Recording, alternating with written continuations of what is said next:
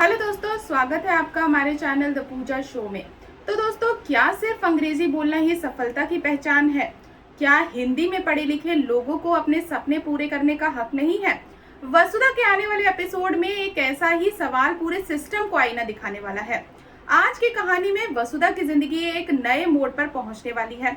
अपने अचार के कारोबार को बचाने के लिए वो हर मुश्किल का सामना करने को तैयार है, लेकिन इस बार उसके सामने जो चुनौती आने वाली है वो सिर्फ कारोबार की नहीं बल्कि उसके आत्मसम्मान की भी है।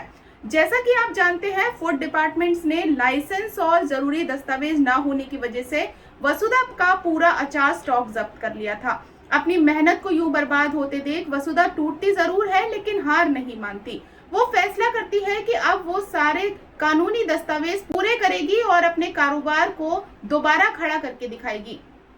इसी इरादे के साथ वसुधा रजिस्ट्रेशन ऑफिस पहुंचती है। लेकिन दोस्तों, दूसरी तरफ चंद्रिका भी एक ऐसा कदम उठाती है जो सभी को हैरान कर देगा। भले ही वो दुनिया के सामने वसुधा से दूरी बनाए रखती हो, लेकिन दिल से वो आज भी उसकी चिंता करती है। चंद्रिका चुपके से एक अधिकारी को फोन करती है और कहती है कि वसुधा के लाइसेंस का काम जल्द से जल्द पूरा किया जाए। ये देखकर साफ समझ आता है कि चंद्रिका भले ही वसुधा को खुलकर अपनी बहू ना माने, लेकिन उसके लिए उसके दिल में जगह जरूर है। अब कहानी पहुंचती है रजिस्ट्रेशन ऑफिस में, जहां वसुधा पूरे ध्यान से सारे फॉर्म भरती है और उन्हें जमा कर देती है। लेकिन तभी एक नया तूफान खड़ा हो जाता है। दस्तावेज चेक कर रहा अधिकारी फॉर्म देखकर हंसने लगता है। वो वसुधा का मजाक उड़ाते हुए पूछता है कि उसने सारे फॉर्म हिंदी में क्यों भरे हैं। इसके बाद वो ताना मारते हुए कहता है कि देवांश सिंह चौहान जैसे बड़े घर की बहू होकर भी उसे ठीक से अंग्रेजी बोलना नहीं आता। ऑफिस में मौजूद लोग ये सब सुनकर हैरान रह जाते हैं। अधिकारी लगातार व्यंग्य करता रहता है तो वह वसुधा की अंग्रेजी ना जानने को उसकी कमजोरी बताने की कोशिश करता है। एक पल के लिए ऐसा लगता है शायद वसुधा चुप रह जाएगी, लेकिन इस बार कहानी बदल जाती है।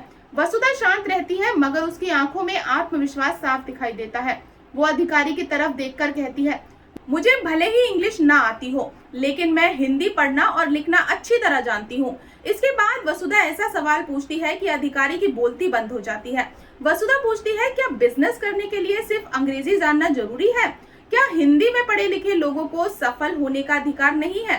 क्या मेहनत, ईमानदारी और लगन से ज्यादा महत्वपूर्ण सिर्फ भाषा है? दोस्तों, वसुधा के ये शब्द पूरे माहौल को बदल देते हैं। जो अधिकारी कुछ देर पहले उसका मजाक उड़ा रहा था, वही अब उसके सवालों का जवाब नहीं दे पाता। उसका घमंड पल भर में टूट जाता है। वसुधा पूरे आत्मविश्वास के साथ अपनी भाषा और अपने सम्मान की रक्षा करती है। आखिरकार शर्मिंदा अधिकारी चुपचाप उसकी फाइल आगे बढ़ा देता है। घर लौटकर वसुधा संतोष को बताती है कि सारे फॉर्म जमा हो चुके हैं और लाइसेंस की प्रक्रिया शुरू हो गई है। ये सुनकर संतोष बेहद खुश हो जाती है। उसे अपनी बेटी जैसी वसुधा पर गर्व महसूस होता है, जिसने मुश्किल हालात में भी हार नहीं मानी। लेकिन कहानी अभी खत्म नहीं हुई है। अब सबसे बड़ा सवाल ये है कि वसुधा को समय रहते सभी लाइसेंस मिल जाएंगे?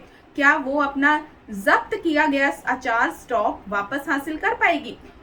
और क्या उसका सपना फिर से उड़ान भर पाएगा? एक बात तो तय है, वसुधा अब पहले वाली शर्मीली और डरने वाली गृहिणी नहीं रही है। वो धीरे धीरे एक आत्मनिर्भर, मजबूत और आत्मविश्वासी बिजनेस वुमेन बन रही है, जो अपने सपनों के लिए लड़ना जानती है और अपने संस्कारों से कभी समझौता नहीं करती। आने वाले एपिसोड में भावनाएं भी होंगी, संघर्ष भी होगा और वसुधा की जीत का नया अध्याय भी शुरू होगा। तो आपको वसुधा का ये जवाब कैसा लगा, हमें कमेंट में जरूर बताएं। और ऐसी ही वसुधा से जुड़ी अपडेट जानने के लिए हमारे चैनल को सब्सक्राइब करना बिल्कुल ना भूलें। मिलते हैं नेक्स्ट अपडेट के साथ, तब तक के लिए गुड बाय।